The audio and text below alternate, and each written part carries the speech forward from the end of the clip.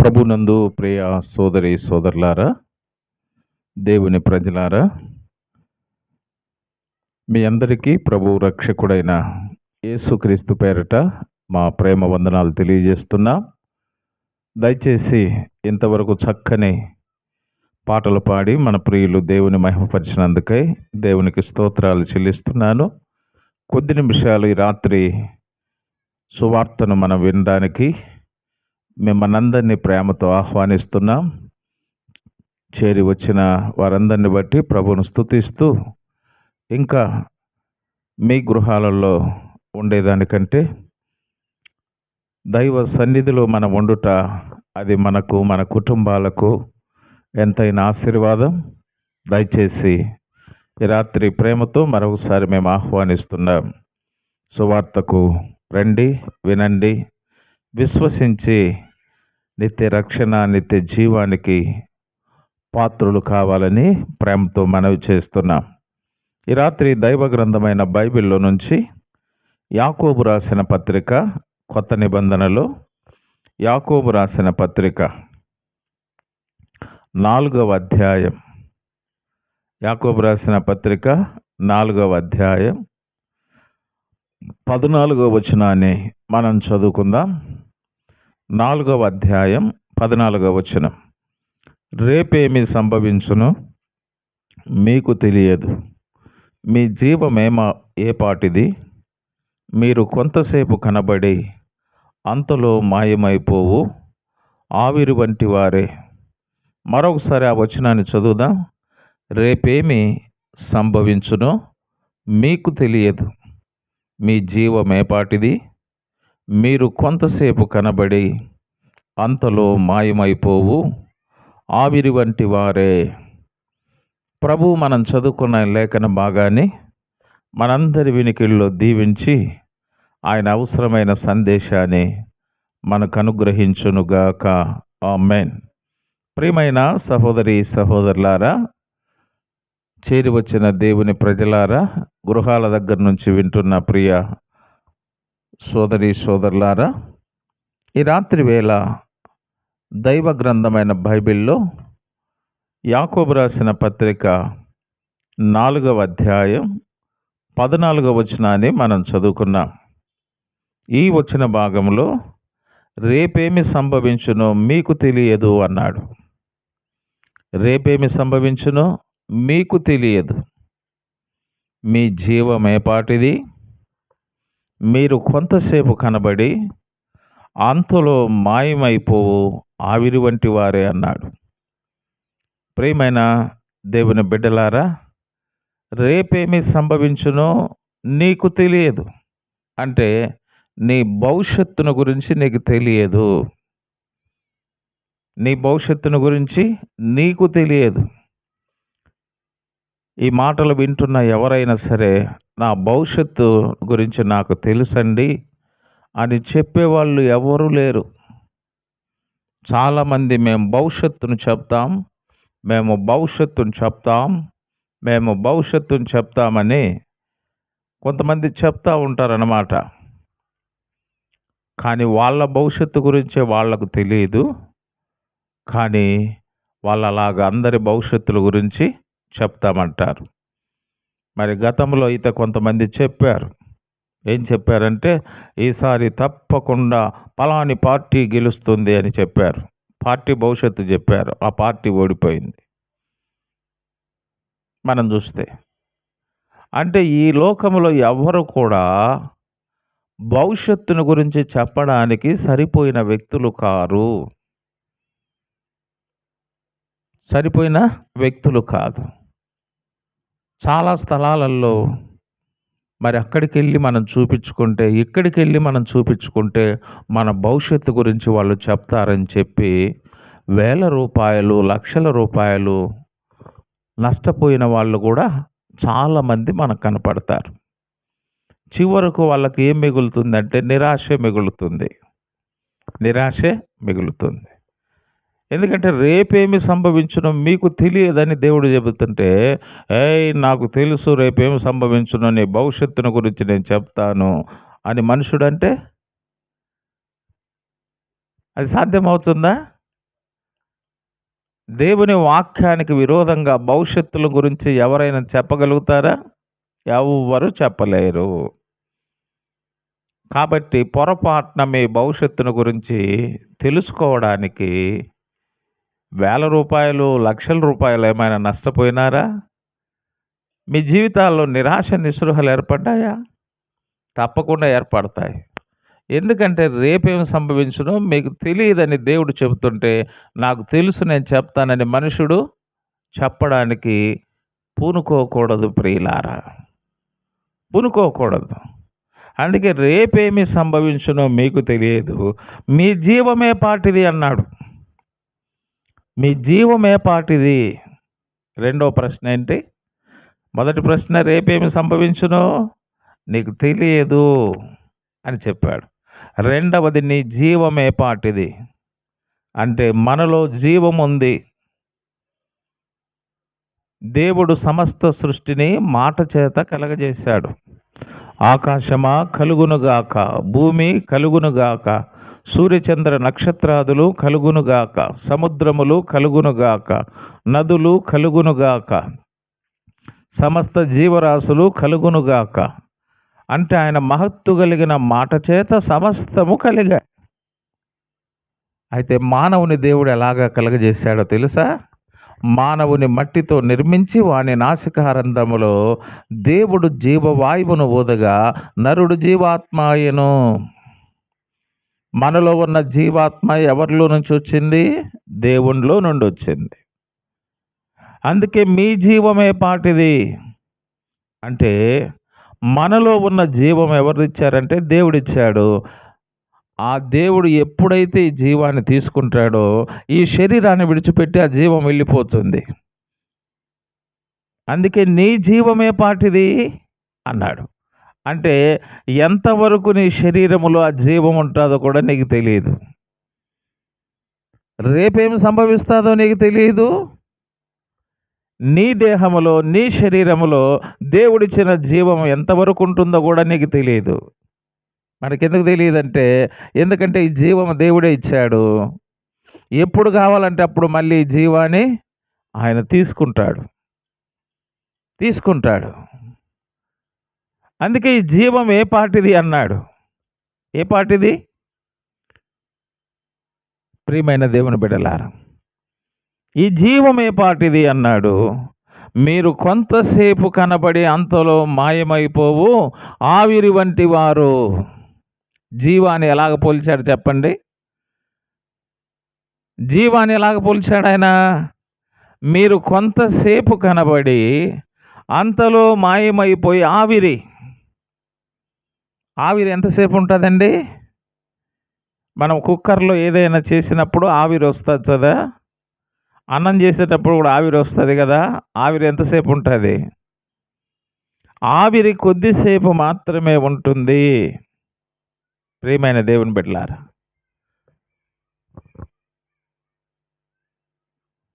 మన జీవాన్ని దేంతో పోలుస్తున్నాడంటే ఆవిరి వంటిది. ఆవిరి వంటిది. ఇంకొక చోట ఏం చెప్తున్నాడంటే నీటి బుడగ లాంటిది అన్నాడు. నీటి బుడగ ఎలాగుంటుంది? నీటి బుడగలు, నీళ్ళల్లో బుడగలు వస్తాయి. బుడగలు వచ్చినప్పుడు పిల్లలు చాలా సంతోషిస్తారు బుడగలు వస్తే. అయితే ఆ బుడగ ఉన్నట్టు టుపుక్కంటుంది. ఆవిరి ఎలాగైతే పోతుందో కొద్దిసేపటికి, బుడగ కూడా ఎంతసేపు ఉంటుందంటే కొద్దిసేపు ఆ బుడగ ఉంటుంది. పిల్లలు సంతోషించేటప్పటికి ఆ బుడగ పోయి ఉంటుంది. మనం అంటాము, సంతోషంగా మాట్లాడినారండి ఇప్పుడే, ఇందాకే సంతోషంగా మాట్లాడారు, ఫోన్లో మాట్లాడారు అని చెప్తారు. ఒక వివాహానికి వెళ్ళి వివాహంలో ఏం చేస్తున్నాడంటే సంతోషంగా డ్యాన్స్ చేస్తున్నాడు. అక్కడే కుప్పకూలిపోతాడు ఆయన. వివాహంలో డ్యాన్స్ చేస్తే అక్కడే కుప్పకూలిపోతాడు. అంటే నీటి బుడగలను చూసి ఎంత సంతోషిస్తారు పిల్లలు. ఆ బుడగ టుపక్కని పోయి ఉంటుంది. ఇప్పుడే సంతోషంగా ఉన్నాడండి, సంతోషంగా మాట్లాడారు అంటావు. ఇది నీటి బుడగ లాంటిది. ఇంకా మనిషి యొక్క జీవం గురించి ఏం చెప్తాడంటే గడ్డి పువ్వు లాంటిది మనిషి జీవితం. గడ్డి పువ్వు లాంటిది. ఉదయకాలం పువ్వు స్త్రీలు చాలా సంతోషంగా పువ్వును పెట్టుకుంటారు తమ తలలో, జడలో. మళ్ళీ సాయంకాలం ఆ పువ్వును ఏం చేస్తారు చెప్పండి? తీసి కింద పడేస్తారు. చూసారా? నేను పొద్దున్నే మాట్లాడినాను పోయేటప్పుడు. పొద్దున్నే మాట్లాడినాను. సాయంకాలం చనిపోయినారా అంటాం. చూసారా? మనిషి జీవితం ఎలాంటిదో చూడండి. ఉదయకాలం ఏమో ఆ పువ్వు చాలా చక్కగా ఉంది, తీసుకొని జడలో పెట్టుకుంటున్నారు. సాయంకాలానికి ఏం చేస్తున్నారు? బయటపడేస్తున్నారు. ఉదయం బాగానే ఉన్నాడయ్యా, ఉదయం బాగానే ఉంది ఆమె, ఆమె చాలా సంతోషంగా మాట్లాడింది, నాకు టీ కూడా ఇచ్చింది అంటాం. సాయంకాలానికి ఏమైపోతున్నారు? ఒక పువ్వులాగా, వాడిపోయిన పువ్వు కింద పడేసినట్టుగా మన జీవం వెళ్ళిపోతుంది. ఇంకా మనిషి జీవితాన్ని దేంతో పోలుస్తాడంటే, త్రాసు మీద ధూళి లాంటిది. త్రాసు మీద ధూళి లాంటిది మనిషి జీవితం. ఉదయం నుంచి సాయంకాలం వరకు వర్తకుడు ఆ తక్కెళ్ళలో తూచి అందరికీ ఇస్తూ ఉంటాడు. ఇక రాత్రి షట్టర్ వేసి వెళ్ళిపోతాడు. ఉదయకాలం వస్తాడు. ఆ త్రాసు మీద ధూళి దుమ్ము ఉంటే దాని అంతటిని విదిలిస్తాడు.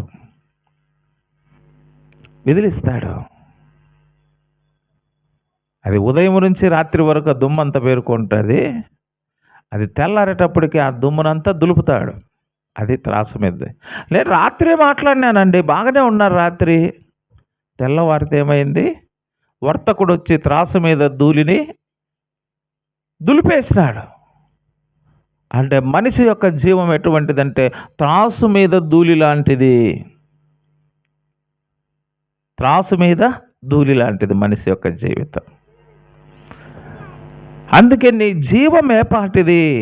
నీటి ఆవిరి లాంటిది, నీటి బుడగ లాంటిది చెప్తాడు. గడ్డి పువ్వు లాంటిది చెప్తా. త్రాసు మీద ధూళి లాంటిది. అలాగనే మనిషి జీవితం గురించి ఇంకేమంటా, నీడ వంటిది అన్నాడు. మనిషి జీవితం నీడ వంటిది. నీడ ఉదయకాలం ఒకవైపు ఉంటుంది, మధ్యాహ్నానికి మరొక వైపుకు మారుతుంది నీడ. ఉదయకాలం ఈ పక్క నీడ ఉంది అని చెప్పి మంచం వేసుకొని బాగుంటారు. మధ్యాహ్నం అయ్యేటప్పటికి అక్కడ నీడ పోయి ఎండ వచ్చేసి ఉంటుంది, శరశర శరశర అంటూ ఉంటుంది, నీడ పోయి ఉంటుంది. అరే ఉదయకాలం బాగున్నాడే అనుకుంటా. ఆ నీడ ఎంతసేపు? మధ్యాహ్నం వరకు ఒకవైపు ఉంది, మధ్యాహ్నం తర్వాత మరొక వైపుకు నీడ వెళ్ళిపోయింది. మధ్యాహ్నానికి అయిపోయినాడా? పొద్దున్నే బాగున్నాడయా, మధ్యాహ్నానికి అయిపోయినాడా? అంటే మనిషి జీవితం ఎలాగుంది? ఒక నీడ లాంటిది మనిషి జీవితం. నీడ నీడ ఎప్పుడు నిలకడగా ఉండదు. ఇది మనిషి జీవితం. ఇలాగా మనిషి జీవం గురించి బైబిల్లో చెప్పబడింది. అందుకే నీ జీవమే పాటిది.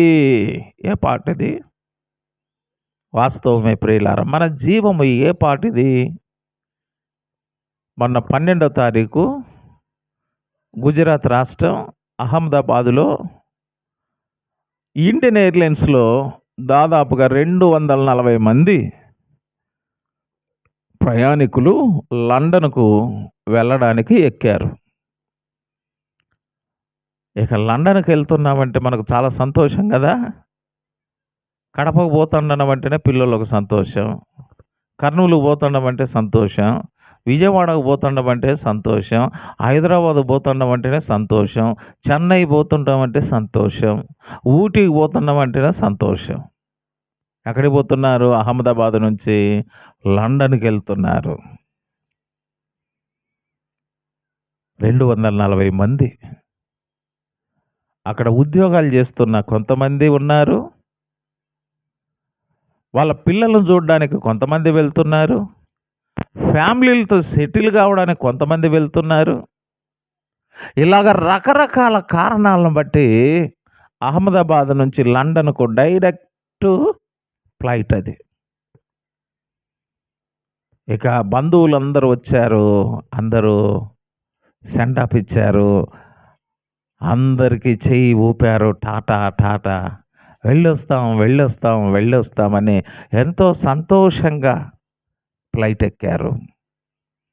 ఫ్లైట్ అలాగా రన్‌వే నుంచి పైకెక్కింది. పైకెళ్ళింది. అది స్టెప్ బై స్టెప్ ఫ్లైట్ ఏం కావాలంటే అట్లాగనే పైకి, పైకి, పైకి, పైకి పోవాలా. అయితే దాదాపుగా ఒక 600 అడుగులు పైకి లేసింది. ఇక ఆ తర్వాత అది పైకెళ్ళడం లేదు. కిందికి వచ్చేస్తా ఉంది. పైకెళ్ళాల్సినటువంటి ఫ్లైట్ ఎక్కడికొస్తా ఉంది? కిందికొచ్చి ఒక మెడికల్ కాలేజ్ హాస్టల్ మీద పడిపోయింది. దాంట్లో ఉన్న 270 మంది చనిపోయిరి. ఆ మెడికల్ కాలేజ్ స్టూడెంట్స్ కూడా దాదాపు 30 మంది చనిపోయిరి. వాళ్ళేమనుకున్నారు, మేము లండన్‌కెళ్తాం, మా పిల్లల్ని చూస్తాం, అక్కడ హాయిగా ఉంటాం. లండన్‌కెళ్తాం, ఉద్యోగం చేసుకుంటాం, హాయిగా ఉంటాం. లండన్‌కెళ్తాం, మా ఫ్యామిలీ బాగా సెటిల్ అయిపోతాం అని వాళ్ళు. ఇక్కడ మెడికల్ కాలేజీలో విద్యను అభ్యసిస్తున్న వీళ్ళు, మేము పెద్ద డాక్టర్లు ఈ సమాజంలో గొప్ప సర్వీస్ చేసి మంచి పేరు తెచ్చుకుంటామని వీళ్ళు. చూడండి. ఉన్నట్టుండి అకస్మాత్తుగా 3 నిమిషాలకే కుప్పకూలిపోవడంతో వందల మంది చనిపోయారు. మనిషి జీవమే పాటిది. వాళ్ళ భవిష్యత్తు వాళ్ళు తెలిసింటే గన జాగ్రత్త పడేవాళ్ళు గదా! భవిష్యత్తు ఎవరికీ తెలీదు. రేపేమి సంభవించునో తెలీదు. ఇప్పుడేమి సంభవించునో కూడా తెలీదు. ఇది మనిషి జీవితాలు. అది. రేపేమి సంభవించునో తెలీదు. మన జీవం ఏ పాటిదో మనకు తెలీదు. ఇది ఎంతకాలం జీవిస్తామో కూడా మనకు తెలీదు. నేను ఇంతకాలం జీవిస్తానని ఎవరైనా చెప్పగలుగుతారా చెప్పండి? ఆ? జీవితాన్ని పెంచుకోవచ్చని చెప్పేవాళ్ళున్నారు. ఇదిగో మీరు ఈ ఆహార నియమాలు పాటిస్తే, వాకింగ్ చేస్తే, మిల్లెట్స్ తీసుకుంటే మీకింకా లైఫు పెరుగుతుంది అని చెప్తారు గానీ, ఎంతకాలం పెరుగుతుందో చెప్పమంటే చెప్పరు. అదెట్టా చెప్తామంటారు? చెప్పండి. మీరు ఇలాగ లైఫ్ స్టైల్ మార్చుకుంటే మీ ఆయుష్ పెరుగుతుందని చెప్తాడే గానీ, ఎంతకాలం పెరుగుతుందో చెప్పండి అంటే చెప్పలేడు వాళ్ళు. చూసారా? మనిషి జీవితాలు అంతే. అంతే. కాబట్టి రేపేమి సంభవిస్తాదో మనకు తెలీదు. మన జీవము కూడా ఎంతవరకు మన శరీరంలో ఉంటాదో, ఎప్పుడు మన శరీరాన్ని విడిచిపెట్టి వెళ్తుందో తెలీదు. ఇది మనిషి యొక్క జీవితం అంటారు. దీని మనిషి జీవితమా ఇదే? భవిష్యత్తు తెలియనివాడు, తన జీవము తనలో ఎంతకాలం ఉంటుందో తెలియనివాడు ఈ మనిషి. నాకన్నీ తెలుసు అంటాడు కదా! ఏం తెలుసయ్యా మనిషికి? అన్నీ తెలుసన్న వాడికి ఏమి తెలుసు? రేపేమి సంభవిస్తుందో చెప్పమంటే చెప్పలేడు. నీ జీవం నీలో ఎంతకాలం ఉంటుందో చెప్పంటే చెప్పలేడు. నాకన్నీ తెలుసు అంటాడు కదా! మనిషి ఏమంటాడు? నాకన్నీ తెలుసు, నాకన్నీ శాస్త్రాలు తెలుసు అంటాడు. నాకన్నీ శాస్త్రాలు తెలుసు. నాకు రసాయన శాస్త్రం తెలుసు, నాకు భౌతిక శాస్త్రం తెలుసు, నాకు జీవశాస్త్రం తెలుసు, నాకు వృక్ష శాస్త్రం తెలుసు అని చెప్తాడు. నాకు పొలిటికల్ తెలుసు, నాకు ఎకనామిక్స్ తెలుసు, నాకు హిస్టరీ తెలుసు, ఎన్నో చెప్తాడు. నాకు అన్ని శాస్త్రాలు తెలుసు అంటాడు కానీ రేపేం సంభవిస్తుందో చెప్పయ్యా నీ శాస్త్రములు అంటే చెప్పలేడు. నీ జీవం నీలో ఎంతకాలం ఉంటుందో చెప్పంటే చెప్పలేడు.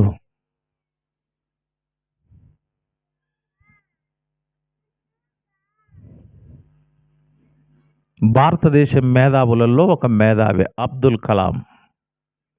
మన భారతదేశానికే మంచి పేరు తీసుకొచ్చిన వాడు అబ్దుల్ కలాం. మన భారతదేశం కోరి ఆయన రాష్ట్రపతిగా కూడా చేసింది. ఆయన చాలా మేధావి అబ్దుల్ కలాం. ఒకరోజు ఇలాగనే విద్యార్థుల మధ్య ఆయన ప్రసంగం చేస్తూ ఉన్నాడు మోటివేషన్ క్లాస్లో. ప్రసంగం చేస్తా చేస్తా అక్కడే కుప్పకూలిపోయాడు మేధావి. చూసారా? ఎంతో మేధావి కానీ తన జీవం ఎప్పుడు వెళ్ళిపోతుందో తనకు తెలియదు. ఈ లోకంలో ఎంత మేధావితనం ఉన్నా, ఎన్ని శాస్త్రాల గురించి మనం చెప్పినా ఏం తెలియదు మనకు. మన జీవం ఎప్పుడు మనలో నుంచి వెళ్ళిపోతుంది చెప్పమంటే చెప్పలేము. అన్ని శాస్త్రాలు చెప్తాం. చూసారా? మానసికి అన్ని శాస్త్రాలు తెలుసు. అయ్యా నీ జీవం ఎంతకాలం నీలో ఉంటుందో చెప్పయ్యా అంటే చెప్పలేడు. రేపేమి సంభవిస్తుందో చెప్పయ్యా అంటే అది చెప్పలేడు. ఇది మనిషి యొక్క జీవితం. చూసారా? కాబట్టి రేపేమి సంభవిస్తుందో నిర్ణయించేవాడెవరు? దేవుడే. మన జీవం ఎంతకాలం మనలో ఉండాలో నిర్ణయించేది ఎవరు? దేవుడే. ఇది మనం కాదు. మనం అనుకుంటాం అంతా మన చేతుల్లో ఉందని. ఏముంది మన చేతుల్లో? ఏముంది? వాచ్ ఉంటుంది మన చేతుల్లో. అంతకు తప్పితే ఏం లేదు ఇక్కడ. వాచ్ చూసుకోవాల్సింది ఇట్లా చూసుకొని ఎట్లా చూసుకోవాలి వాచ్. మన చేతుల్లో ఏమి లేదు, ఆయన చేతుల్లోనే. అందుకే ప్రియమైన దేవుని బిడ్డలారా, ఈ రాత్రి వేళ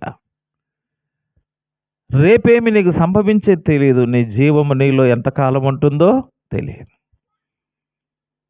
నీ శరీరాన్ని విడిచి నీ జీవం ఎప్పుడైనా వెళ్ళిపోవచ్చు. ఎప్పుడైనా అంటే దేవుడు పిలుస్తాడు. ఈ జీవాన్ని ఈ శరీరంలో ఉంచిన వాడెవరు? దేవుడే. అదే దేవుడు అంటాడు 90వ కీర్తనలో ఏమంటాడంటే, నరులారా తిరిగి రండి అంటాడు. చూడండి 90వ కీర్తన బైబిల్లో చూడండి. అప్పుడు మనము ఈ శరీరాన్ని విడిచి మనం వెళ్ళాల్సిన పరిస్థితి వస్తుంది. చదువుతారా 90వ కీర్తన? దేవుడు పిలిచినప్పుడు మనం ఏం చేయాలి? 3వ వచనం, నీవు మనుషులను మంటికి మార్చుచున్నావు, నరులారా తిరిగి రండని నీవు సెలవిచ్చుచున్నావు. ఈ మంటి దేహములో తన జీవాన్ని ఉంచిన దేవుడు ఆ జీవాన్ని తిరిగి రమ్మని పిలుస్తాడు. నరులారా ఆ మంటి దేహమును విడిచి రండి అంటే దేవుడు ఎప్పుడైతే ఈ శరీరంలో నుండి జీవాన్ని వేరు చేస్తాడో అప్పుడు ఈ శరీరం కుప్పకూలిపోతుంది. మనలో దేవుని జీవం ఉన్నంత వరకే మనం జీవిస్తూ ఉంటాం. ఈ జీవం ఎప్పుడైతే మనలో నుంచి వెళ్ళిపోతుందో ఈ శరీరం ఏమైపోతుందంటే కుప్పకూలిపోతుంది. అందుకే మనం అంటాము చచ్చిపోయినాడు అంటాం. చచ్చిపోయినాడు. పోయినాడంటే ఎక్కడికి పోయినాడు అంటే ఈ శరీరాన్ని విడిచి జీవుడు వెళ్ళిపోయినాడు. అవును ప్రియులారా, మన శరీరాన్ని విడిచి మన జీవం వెళ్ళిపోతుంది ఒకరోజు, ఇది ఖాయం. అయితే ఈ జీవం ఎక్కడికి వెళ్ళిపోతుంది అది మనం తెలుసుకోవాలి. ఈ జీవం ఎక్కడికి వెళ్ళిపోతుంది శరీరాన్ని విడిచి? బైబిల్ ఏం చెబుతుందంటే ఈ జీవము 2 స్థలాలకు వెళ్తుంది. ఈ జీవం ఒకటి దాని పాతాళం అంటారు, 2 దాని పరదైసు అంటారు. అంటే ఈ శరీరాన్ని విడిచిన తర్వాత ఈ జీవం వెళ్ళే స్థలం గురించి బైబిల్ చెబుతున్నది. కొంతమంది ఎక్కడికి వెళ్తున్నారంటే పాతాళానికి వెళ్ళిపోతున్నారు. కొంతమందికి ఎక్కడికి వెళ్తున్నారంటే పరదైసుకు వెళ్తున్నారు. పాతాళానికి ఎవరు వెళ్తున్నారు అంటే యోబు గ్రంథం 24వ అధ్యాయం 19వ వచనం ఏం చెబుతుందంటే, యోబు గ్రంథం 24:19 చదువుతారా? పాపము చేయి వారిని పాతాళము పట్టుకొనును. ఎవరు వెళ్ళిపోతున్నారు పాతాళానికి? పాపము చేయువారు. అది పాతాళానికి ఏ జీవాలు వెళ్ళిపోతున్నాయి? ఏ జీవం వెళ్ళిపోతుందంటే పాపం చేసిన వారు. అలాగైతే ఎవరు పాపం చేశారు? ఎవరు పాపం చేశారు? ఎవరినైనా మీరు అడగండి.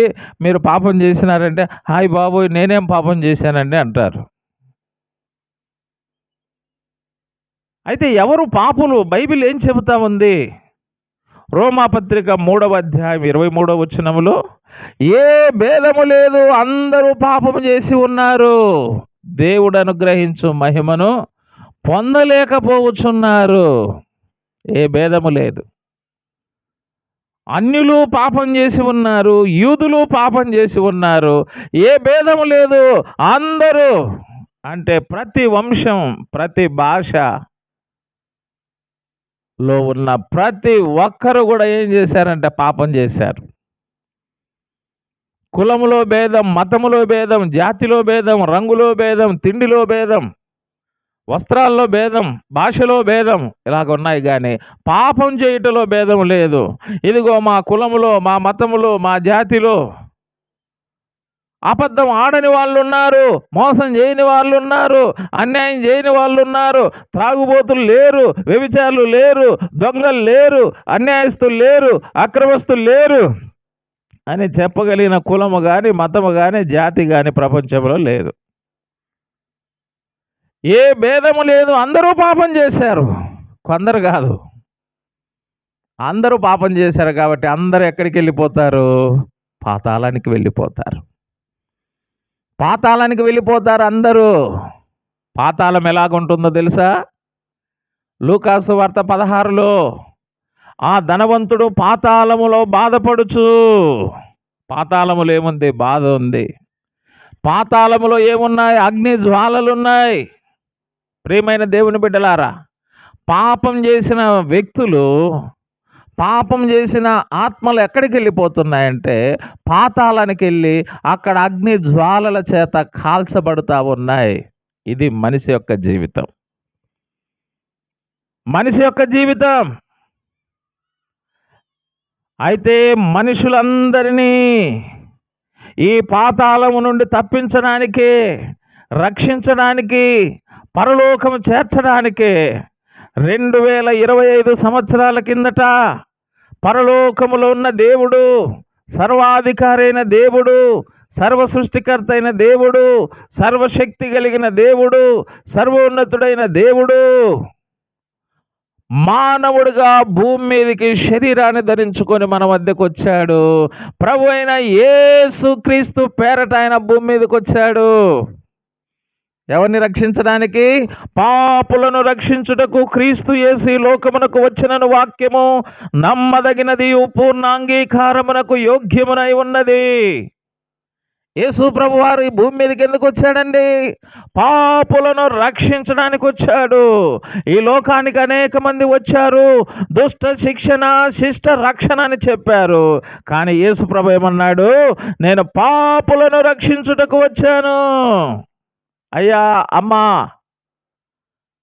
యేసు ప్రభు వారు పాపులను రక్షించడానికి, పాతాళం తప్పించడానికి, మానవుని పరలోకం చేయడానికి 2025 సంవత్సరాల కిందట ఆయన మానవ అవతారిగా భూమి మీదకి వచ్చాడు.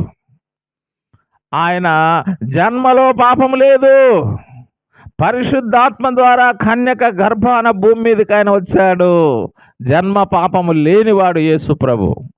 రెండవది, కర్మ పాపము లేనివాడు యేసు ప్రభు.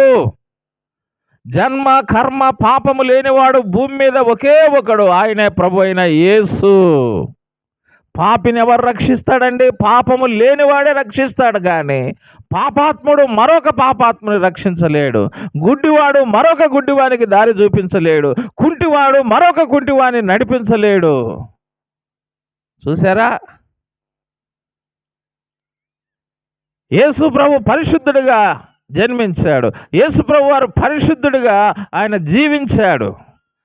ఆయన కుంటివారికి కాళ్ళు ఇచ్చాడు, మూగవారికి నోరిచ్చాడు, చెవిటి వారికి వినికిడి ఇచ్చాడు, చాంద్రరోగులను బాగు చేశాడు, మృతులను సజీవులుగా చేశాడు. ఎన్నో మహిమలు ఆయన కనపరిచాడు. వేల మందికి ఆహారం పెట్టాడు. ఎన్నో మహిమలు కనపరిచాడు. తన దైవత్వాన్ని వెల్లడిపరిచాడు. అయితే రక్తము చిందించకుండా పాప క్షమాపణ కలగదని బైబిల్ చెబుతున్నది. మనం చేసిన పాపానికి ప్రియమైన దేవుని బిడ్డలారా, మనము శిక్ష అనుభవించవలసి ఉండగా మనందరి శిక్షను యేసు ప్రభు వారు భరించడానికి ఇష్టపడ్డాడు. ఆ సృష్టికర్త అయిన దేవుడు మనమందరము చేసిన పాపానికి మనము శిక్షకు పాత్రులమై ఉండగా మన శిక్షను తన మీద వేసుకున్నాడు. పాపము లేని యేసు ప్రభు వారు మన నిమిత్తం పాపముగా చేయబడి మన అతిక్రమములను బట్టి ఆయన గాయపరచబడ్డాడు, మన దోషములను బట్టి ఆయన నలగొట్టబడ్డాడు. మన సమాధానార్థమైన శిక్షను యేసుక్రీస్తు వారు సిలువలో ఆయన భరించాడు.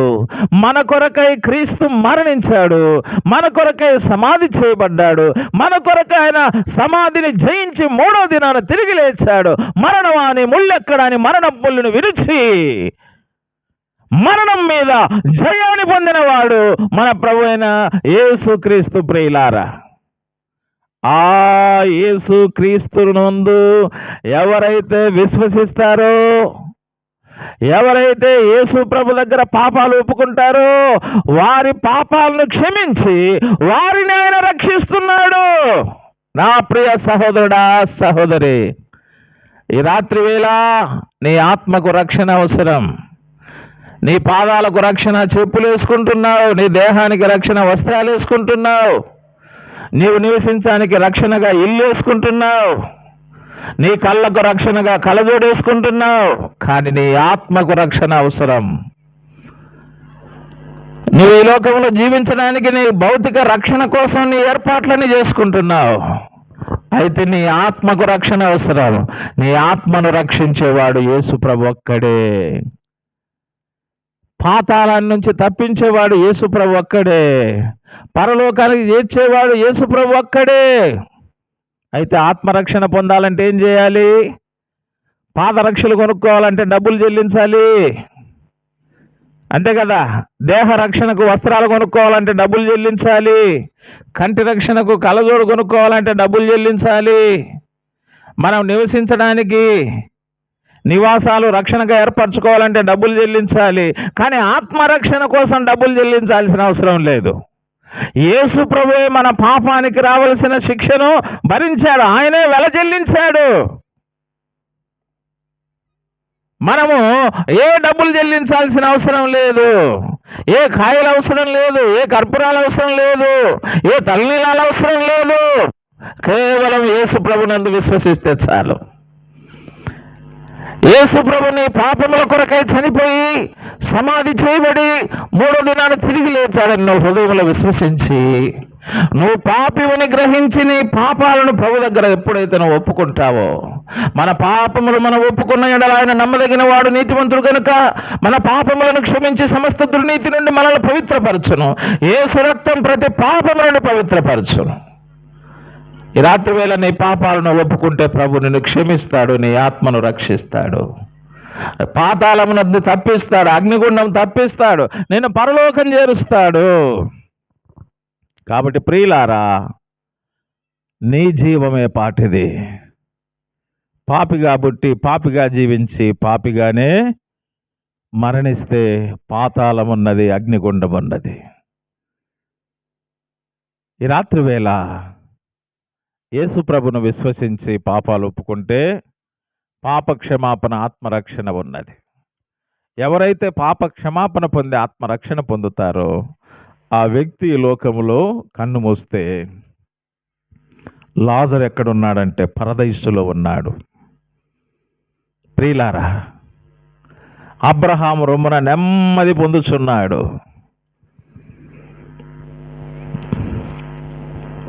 నెమ్మది పొందుచున్నాడు. నెమ్మది లేని జీవితాన్ని నువ్వు జీవిస్తున్నావా?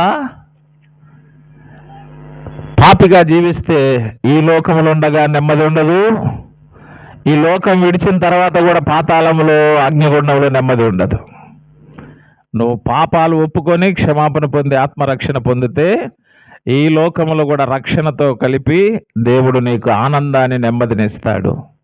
ఈ లోకం విడిచిన తర్వాత కూడా నీకు అక్కడ నెమ్మది. ఇదిగో ప్రభువునందు మృతి పొందిన మృతులు ధన్యులు, వారు తమ ప్రయాసములు మాని విశ్రాంతి పొందుచున్నారు, అక్కడ నెమ్మది. పాపములో ఉన్న వ్యక్తికి ఇక్కడ నెమ్మది ఉండదు, చనిపోయిన తర్వాత అక్కడ పాతాళములో అగ్నిగుండంలో నెమ్మది ఉండదు. పాప క్షమాపణ పొంది రక్షణ పొందిన వ్యక్తికి ఇక్కడ నెమ్మది ఉంటుంది, చనిపోయిన తర్వాత అక్కడ కూడా నెమ్మది ఉంటుంది. కాబట్టి నా ప్రియ సహోదరుడా సహోదరి, ఈ రాత్రి వేళ రేపేమి సంభవించునో నీకు తెలియదని దేవుడు తన వాక్యం ద్వారా మాట్లాడుతున్నారు. అంటే నీ భవిష్యత్తు నీకు తెలియదు, నీ జీవం ఏ పాటిదని దేవుడు తన వాక్యం ద్వారా మాట్లాడుతున్నాడు. నీ జీవం నీలో ఎంతకాలం ఉంటుందో తెలియదు, ఎప్పుడు నిన్ను విడిచి వెళ్ళిపోతుందో తెలియదు. అందుకే దీపం ఉండగానే ఇల్లు చక్కబెట్టుకోవాలి, ప్రాణం ఉండగానే యేసు ప్రభువుని నమ్ముకోవాలి. దీపం ఆరిపోయిన తర్వాత ఇల్లు చక్కబెట్టుకోలేం. ధనవంతుడు పాతాళానికి వెళ్ళి చక్కబెట్టుకుందాం అనుకున్నాడు, వీలుగా లేదు. చనిపోయిన తర్వాత నువ్వు పాపాలు ఒప్పుకోవడానికి, క్షమాపణ పొందడానికి, రక్షణ పొందడానికి వీలు కాదు. నువ్వు బతికుండంగానే నీ పాపాలు నువ్వు ప్రభు దగ్గర ఒప్పుకో. నువ్వు ఒప్పుకుంటే ఆ నమ్మదగిన దేవుడు నీ పాపాలు క్షమిస్తాడు, నిన్ను రక్షిస్తాడు. నువ్వు ఎప్పుడు ఈ లోకం విడిచినా కూడా నువ్వు నరకానికి వెళ్ళావు, స్వర్గానికి వెళ్తావు, మోక్షానికి వెళ్తావు, పరలోకానికి వెళ్తావు. ఈ రాత్రి వేళ నా ప్రియ సహోదరుడా సహోదరి,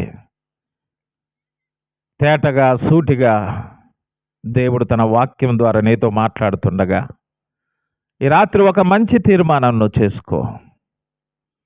ఈ రాత్రి ఒక మంచి తీర్మానం చేసుకో. నేను చాలాసార్లు చెప్తా ఉంటాను ఒక ఇద్దరు యవనస్తుల యొక్క అనుభవాన్ని. ఒక ఇద్దరు యవనస్తులు ఇలాగే ఒక సువార్త సభ జరుగుతూ ఉంటే అక్కడికి వచ్చారు. ఒక దైవ సేవకుడు సువార్త ప్రకటిస్తూ ఉండగా విన్నారు. ఇద్దరు యవనస్తులు విద్యార్థులుగా ఉన్నారు. సువార్త విన్నటువంటి ఇద్దరు యవనస్తులలో ఒక యవనస్తుడు తను పాపినని గ్రహించాడు. తన పాపముల కొరకే క్రీస్తు చనిపోయి సమాధి చేయబడి తిరిగి లేచాడని విశ్వసించి ఆ రాత్రి వేళ ముందుకొచ్చి ఆ పాస్టర్ గారి ఎదుట తన పాపాలు ఒప్పుకున్నాడు. ఎప్పుడైతే ఒప్పుకున్నాడో నమ్మదగిన దేవుడు ఆ వ్యక్తి యొక్క పాపాలు క్షమించాడు, అతన్ని రక్షించాడు. అతని హృదయంలో నెమ్మది కలిగింది. ఆ వ్యక్తి తన స్నేహితునితో అన్నాడు, ఒరే, ఇద్దరం కలిసి ఈ రాత్రి మీటింగ్కి వచ్చాము. ఈ రాత్రి నేను యేసు ప్రభుని నమ్ముకొని పాపాలు ఒప్పుకొని క్షమాపణ పొందిన నా హృదయం చాలా తేలికగా ఉందిరా, నా పాప భారం పోయిందిరా. ఈ రాత్రి వేళ నువ్వు కూడా నా ప్రియమైన మిత్రుడా యేసు ప్రభును విశ్వసించి నీ పాపాలు ఒప్పుకొని రక్షణ పొందు అన్నాడు. అప్పుడు ఆ మిత్రుడు అన్నాడు, ఒరే ఫూల్ అన్నాడు, వెర్రివాడా, ఇప్పుడు యేసు ప్రభుని నమ్ముకోవడం ఏందిరా? ఇప్పుడు యేసు ప్రభుని నమ్ముకోవడం ఏంది? మనం చదువుకుంటున్నాం, బాగా ఎంజాయ్ చేయాలి, గంజాయి తాగాలి, బ్రాందీ తాగాలి, సిగరెట్లు తాగాలి, బీడీ తాగాలి, తాగాల్సినటన్నీ తాగాల, ఎంజాయ్ చేయాలరా. బాగా చదువుకోవాలా, మంచి ఉద్యోగం తెచ్చుకోవాలా, పెళ్లి చేసుకోవాలా, కారు కొనుక్కోవాలా, ఇల్లు కొనుక్కోవాలా, బాగా హ్యాపీగా జీవించాలరా. మనము రిటైర్డ్ అయిన తర్వాత, బాగా ముసలోని అయిన తర్వాత అప్పుడు యేసు ప్రభుని నమ్ముకుంటా అన్నాడు. అప్పుడు ఈ స్నేహితుడు అన్నాడు, ఒరే, నువ్వు చెబుతున్నది బాగానే ఉందిరా, నువ్వు ఎంతకాలం బతుకుతావో నీకు తెలుసా అన్నాడు. నాకు తెలుసురా, ఈ వ్యక్తి అన్నాడు ఆ వ్యక్తితో, నాకు తెలుసురా, నేను 70 ఏళ్ళు పైన బతుకుతారా అన్నాడు. ఎంత చెప్పినా వినలేదు, వితండ వాదం చేశాడు. ఇక తన స్నేహితుడు వినలేదు, వితండ వాదం చేస్తున్నాడని ఇక మాట్లాడడం మానుకొని పదరా హాస్టల్కి వెళ్దాం పా అని ఇద్దరు బయలుదేరినారు. ఇద్దరు హాస్టల్కి వెళ్తున్నారు. ఆ రాత్రి ఒక వాహనం వచ్చి గుద్దేసింది. ఇద్దరు రక్తపు మడుగులో పడిపోయారు. ఎవరు వారిని హాస్పిటల్లో చేర్పించారు. హాస్పిటల్లో ఒక వ్యక్తి చనిపోయాడు, ఒక వ్యక్తి బ్రతికాడు. చనిపోయిన వ్యక్తి ఎవరో తెలుసా? ఒరే ఫూల్, 70 ఏళ్ళు పైన బతుకుతారా, నేను యేసు ప్రభువుని అప్పుడు నమ్ముకుంటారా, ఇప్పుడు నమ్ముకోనరా అన్నవాడు చనిపోయాడు. ఆ రాత్రి తన పాపాల విషయమై పశ్చాత్తాపడి క్షమాపణ పొంది రక్షించబడ్డవాడు బతికాడు. ఆ వ్యక్తి కన్నీళ్లు కరుస్తా ఉన్నాడు. ఓ నా ప్రియమైన మిత్రుడ, ఈ రాత్రి వేళ నీ పాపాలు ఒప్పుకొని నువ్వు కూడా నాలాగా రక్షణ పొందింటే, ఒకవేళ నువ్వు చనిపోయినా కూడా నువ్వు పరలోకములో ఉండేవాడివిరా.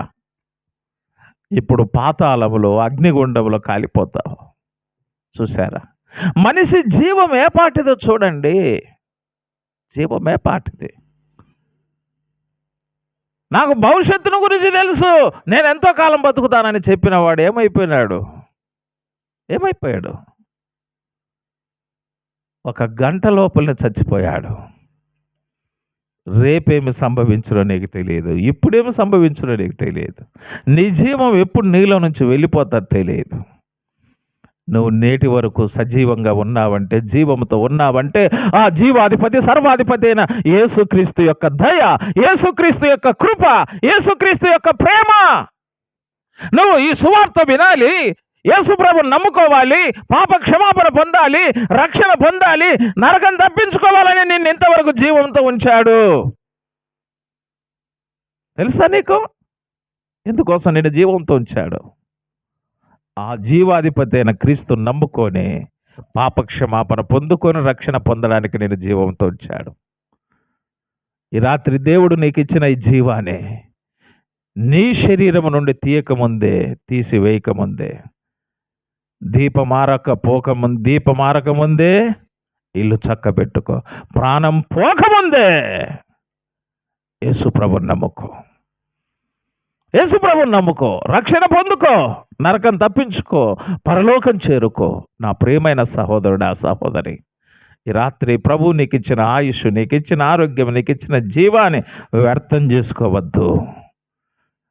రేపని వాయిదా వేసుకొని నరకానికి వెళ్ళిపోవద్దు. ఈ రాత్రి వేళ నేను యేసు ప్రభుని నమ్ముకుంటాను, ప్రభు దగ్గర పాపాలు ఒప్పుకుంటాను, రక్షణ పొందుతాను, నేను నరకం తప్పించుకుంటాను, నేను పరలోకం చేరుతాను, నాకు యేసు ప్రభు కావాలి అనే వాళ్ళు ఉన్నారా? ఉంటే దయచేసి ఈ చివరి ప్రార్థన అయిన తర్వాత మీరు మా దగ్గరికి రండి, మమ్మల్ని కలుసుకోండి. ఎలాగ యేసుక్రీస్తును విశ్వసించాలో మీతో మేము తీర్మానం చేయించి ప్రభు కృపా హస్తాలకు, రక్షణ హస్తాలకు మిమ్మల్ని అప్పగిస్తాం.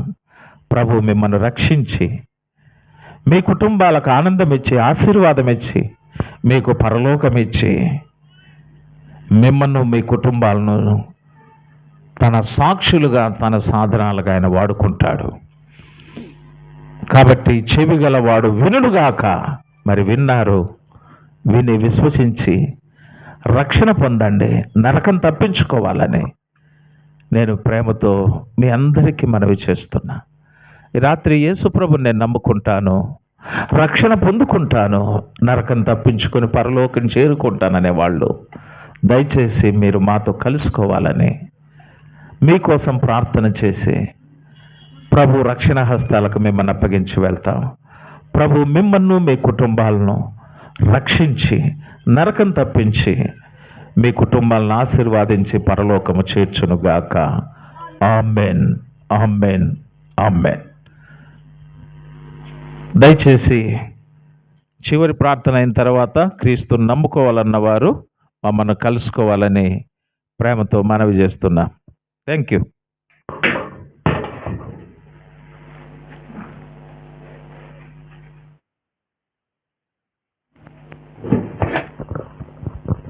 ప్రభునందు ప్రియులారా, చక్కటి సువార్త సందేశాన్ని మీరు విన్నారు. మీరు ఆలోచించుకోండి. ఈ జీవం క్షణికమైంది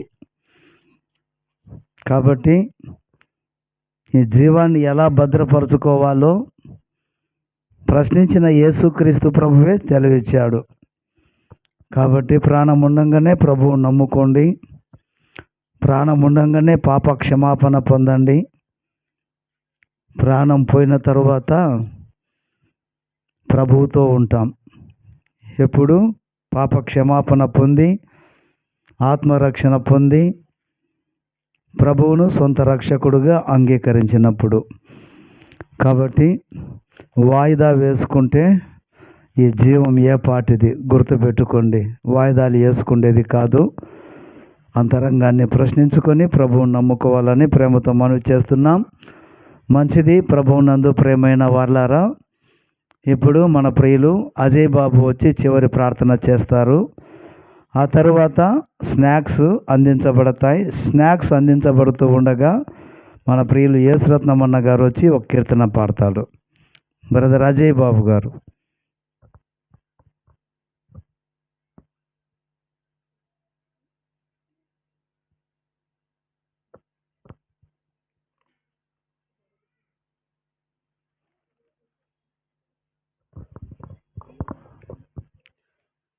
ప్రార్థించుకుందామండి. తలలో ఉంచండి.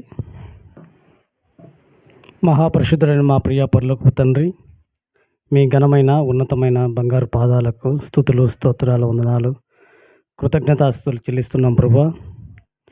మరొకసారి మా జీవాన్ని పొడిగించి జీవగల దేవుని సన్నిధి ఈ సాయంకాల సమయంలో మరి పోట్లకొద్ది గ్రామంలో మీరు ఇచ్చినటువంటి పాద సన్నిధికై మీకు స్తోత్రాలు, వందనాలు చెల్లిస్తున్నాం ప్రభువా. మరి వాతావరణం అనుకూలంగా ఉన్నట్టు మంచి వాతావరణం ఇచ్చారు. కరెంటు ఇచ్చినందుకే మీకు స్తోత్రాలు, వందనాలు చెల్లిస్తున్నాం. మరి మా ప్రభువా, ఈ యొక్క సువార్త కూడికకు నడిపించిన ప్రతి ఒక్కరిని బట్టి మీకు స్తోత్రాలు చెల్లిస్తున్నాం. మొదటిగా ప్రార్థనలోను పాటల్లోనూ మీ చక్కటి సహాయం అందించినందుకే మీకు స్తోత్రాలు. మరి మా తండ్రి, కొద్ది సమయంలో మీ దాసులు మా ప్రియులు స్వామినాథన్ గారిని నిలబెట్టి ప్రభువా మీరు అందించిన లేఖన భాగాలను బట్టి మీకు స్తోత్రాలు చెల్లిస్తున్నాం ప్రభువా. మరి పరిశుద్ధ గ్రంథమైనటువంటి బైబిల్ నందు యాకోబు రాసిన పత్రిక 4వ అధ్యాయం 14వ వచనంలో నుండి ప్రభువా మీరు అందించిన లేఖన భాగాలను బట్టి మీకు స్తోత్రాలు చెల్లిస్తున్నాం. మానవుని యొక్క జీవము ఏ పాటిది ప్రభువా, అంతలో కనబడి కొంతలోనే మాయమైనటువంటి నీటి బుడగ లాంటి మా జీవితాలను ప్రభువా మీరు మా మధ్యకు తీసుకొచ్చినందుకే మీకు స్తోత్రాలు చెల్లిస్తున్నాం.